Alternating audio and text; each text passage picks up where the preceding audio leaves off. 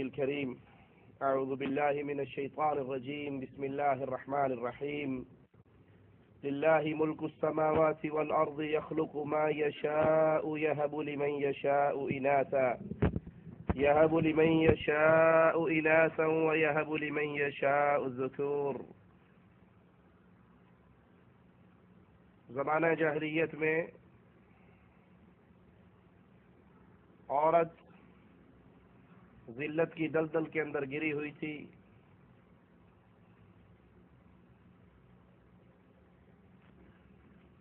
اس کی عزت، اس کی شان، اس کا مقام جتنا اسلام نے بلند کیا ہے، اس سے پہلے اس کی مثال نہیں ملتی۔ حالت یہاں تک پہنچی ہوئی کہ اگر کسی کے گھر میں بیٹی پیدا ہو جاتی تو شرم کے مارے اپنے چہرے کو چھپا لیتا تھا، اپنی بیٹیوں کو زندہ درگور کر دیا کرتے تھے۔ ایک شخص آیا تھا امام الانبیاء، امام کائنات محمد کریم صلی اللہ علیہ وسلم کے پاس، اسلام لانے کے لیے اس نے اپنے ہاتھ کو بیعت کے لیے آگے بڑھایا اور پھر ہاتھ کو پیچھے کھینچ لیا۔ رسول کریم صلی اللہ علیہ وسلم اس سے پوچھتے ہیں، تو ایمان لانے کے لیے تو نے ہاتھ آگے بڑھایا تھا بیعت کے لیے، پھر پیچھے کیوں کیا؟ وہ کہنے لگا، میں مسلمان تو ہونا چاہتا ہوں لیکن میری ایک شرط ہے، اور وہ شرط یہ ہے کہ میں نے بہت بڑا گناہ کیا ہے، بہت بڑا پاپ کیا ہے، اگر میرا یہ گناہ معاف ہو جائے پھر میں ایمان لے کر آتا ہوں۔ اور وہ گناہ کیا ہے؟ میں نے اپنی کئی بیٹیوں کو اپنے ہاتھ سے زندہ زمین میں دفن کر دیا۔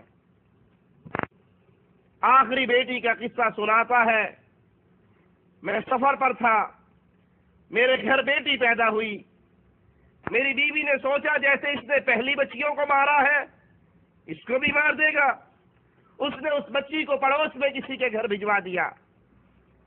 وہ آتی ہمارے گھر میں کھیلتی اور واپس چلی جاتی، یہاں تک کہ میرے دل میں اس کی محبت پیدا ہو گئی، وہ بڑی ہو گئی، اور جب اس نے مجھے اس کے ساتھ کھیلتے ہوئے محبت کرتے ہوئے دیکھا،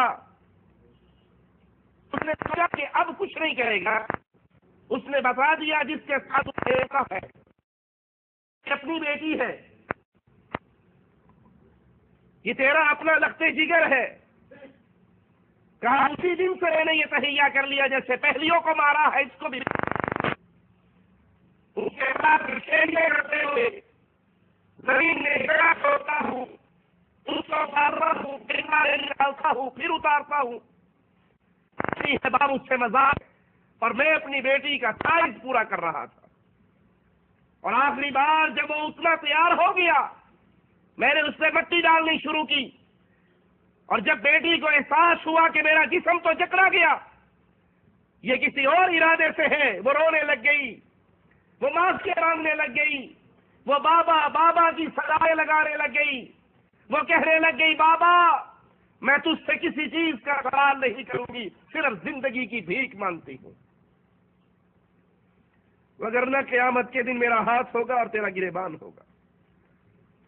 لیکن اے اللہ کے نبی، میرے دل پہ اثر نہ ہوا، میں اتنا پتھر دل کہ میں نے مٹی ڈالتے ہوئے اس کو بھی دفنا دیا اور اس کی چیخوں کو بھی دفنا دیا۔ وہ چیخیں آج بھی میرے پردہ سماج سے ٹکراتی ہیں۔ جب اس نے اپنا چہرہ اٹھایا، امام الانبیاء علیہ الصلوۃ والسلام کے مبارک چہرے کی طرف دیکھا تو آقا علیہ الصلوۃ والسلام کی آنکھوں سے آنسو گر رہے تھے۔ جہالت کی یہ بیماری، اہل شرک اور اہل کفر کے دور کا یہ مرض آج کلمہ پڑھ لینے کے باوجود ہمارے معاشرے کے اندر بہت عام ہے۔ کتنے ہی وہ لوگ ہیں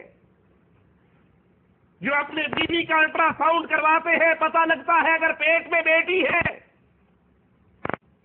تو اس کا ابارشن کروا دیتے ہیں، حمل ضائع کروا دیتے ہیں۔ کتنے ہی بے وقوف وہ نوجوان ہیں جنہوں نے اپنی بیویوں کو 2 یا 3 بیٹیوں کے پیدا ہونے کے جرم میں طلاق دے دی. کتنے ہی وہ گھرانے اجڑ گئے جس گھر کے اجڑنے کا ایک سبب تیرے گھر میں بیوی نے بیٹی کیوں پیدا کی ہے. کتنی وہ ظالم ساس ہے جو اپنے بیٹے کے گھر کو اجاڑ دیتی ہے, اس کو طلاق دینے پہ مجبور کرتی ہے کہ پہلی بیٹی ہوئی, دوسری بیٹی ہوئی, تیسری بیٹی ہوئی, اور وہ نہیں سمجھتی کہ یہ بیٹیاں دینا, یہ بیٹے دینا بیوی کا کام تو نہیں ہے.